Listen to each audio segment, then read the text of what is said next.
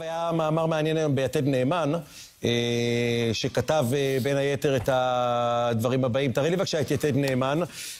הדיבורים שלהם על כביכול שוויון בנטל הם דיבורי סרק ושקר, כי אם הציבור החילוני לקח על עצמו למראית עין את תפקיד שימור העם הישראלי, הציבור החרדי לקח על עצמו את תפקיד שימור העם היהודי. לא אנחנו המשתמטים מחובה יהודית בת 3,000 שנים, הם המשתמטים, זה לא שגם אנחנו תורמים, רק אנחנו תורמים. זה חוצפה. תרשה לי להגיד משהו על העניין. תגיד, ואז... תן לי איתמר פה... לא, אני אגיד לך, אני יודע מה איתמר רוצה להגיד. תן לו, ואז תגיד. לא, אבל אני לפני זה. לא, אבל הוא חם, אחרי זה הוא יירגע. תן לו. בבקשה. אני אף פעם לא רגוע, זה הסוד שלי. תראה, הרב שלמה זלמן אוירבך, פעם אליו מישהו אמר לו שהוא רוצה ללכת להתפלל על קברי צדיקים.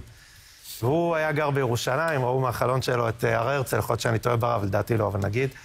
והוא לקח את אותו אדם שבא אליו לייעוץ, הסתכל לו מהחלון, ואמר לו, הנה הקברי צדיקים. לך תתפלל עליהם. אל תהיו חוצפנים. אל תהיו חוצפנים. התכונה הכי... דרך ארץ קדמה לתורה. דרך ארץ קדמה לתורה. אתה יודע שבפרקי הערבות גם כתוב תורה קדמה לדרך ארץ. בסדר גמור, ואני גם למדתי במוסדות חרדים, זה מה שאותי לימדו כל הזמן. דרך ארץ קדמה לתורה. בתוך דרך ארץ... לא, יקי, לא ככה? יש. כתוב דרך ארץ קדמה לתורה, ובפסוק אחרי זה כתוב תורה קדמה לדרך. יכול להיות שאני ממציא, אבל לדעתי זה לא רוצה לחלוק עליך, אבל בוא נגיד שזה... תעשה את זה בינתיים ואני אגיד לך דבר כזה. בתוך דרך ארץ, אוקיי? יש גם עניין של הכרת הטוב. ואתה צריך להיות בן אדם חוצפן בכל כך הרבה רמות, בשביל לא לפחות להוקיר טובה שאתה כותב את המאמר המביש הזה. ואני לא יודע, תראה, אני לא רוצה לגזור פה מסמרות על כל הציבור החרדי בגלל מאמר מערכת, כמו שאני לא רוצה שיגזרו מסמרות על כל הציבור החילוני בגלל ynet או בגלל דנה וייס. אוקיי, לא רוצה את זה. אבל מישהו צריך לצאת נגד זה. מישהו צריך לצאת נגד זה. ומעבר למהות שהם עשו פה מעשה שהוא יריקה בפרצופם של החיילים שנלחמים, כדי שהם יוכלו להיות פה. ובוא נזכיר משהו. בלי הלוחמים האלה אין עולם תורה. בלי הלוחמים האלה אין עולם תורה. כל עולם התורה הזה הוא על כתפיהם של הלוחמים שמסכנים את החיים שלנו. לפחות תגידו לנו תודה. ואחרי שאמרתי את כל זה, אין עולם תורה. היה עולם תורה 2000 שנה רק בגלות. היה בגלות... עידון, אתה יודע איך זה נגמר? אתה יודע איך זה נגמר? כן, לא, אבל זה לא שלא היה עולם תורה. אתה יודע איך זה נגמר? לא הייתה מדינת ישראל, היה עולם תורה, זה נגמר רע מאוד.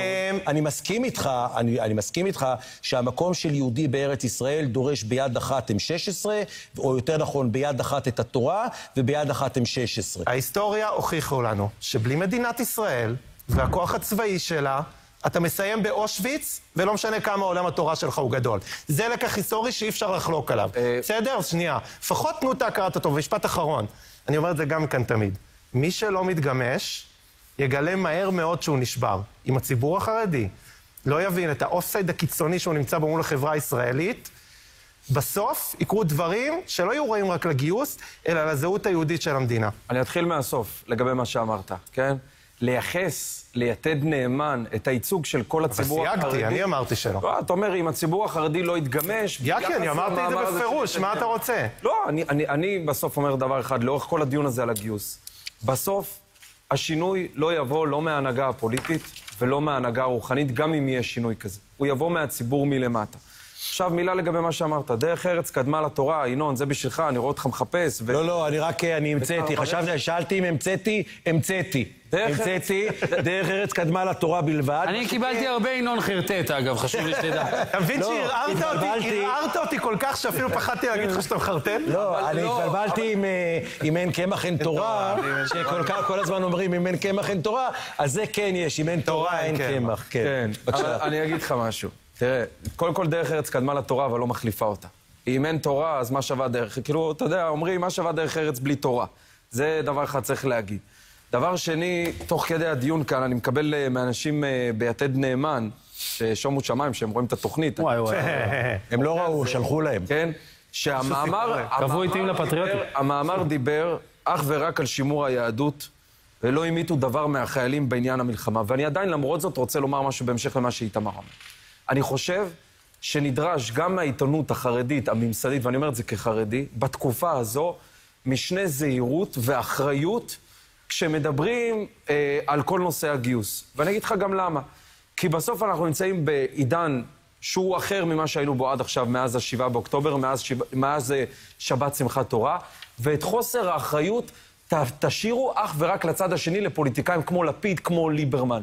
אין ספק שאף אחד לא יכול לערער על הנחת היסוד הזאת, שלימוד תורה במדינת ישראל, בארץ ישראל, הוא משהו קריטי שלא ניתן לוותר עליו. טוב. מעבר לזה, לא צריכים לצאת במאמרים שהם רק יכולים להתפרש כאצבע בעין. טוב, אני רק רוצה שתדעו שהיום הגיעו חרדים לבקו"ם, בטח לחתום על... מה הם חותמים שם? יקי? תחייה? תחייה. דוחים. אמרנו טוב. דוחים.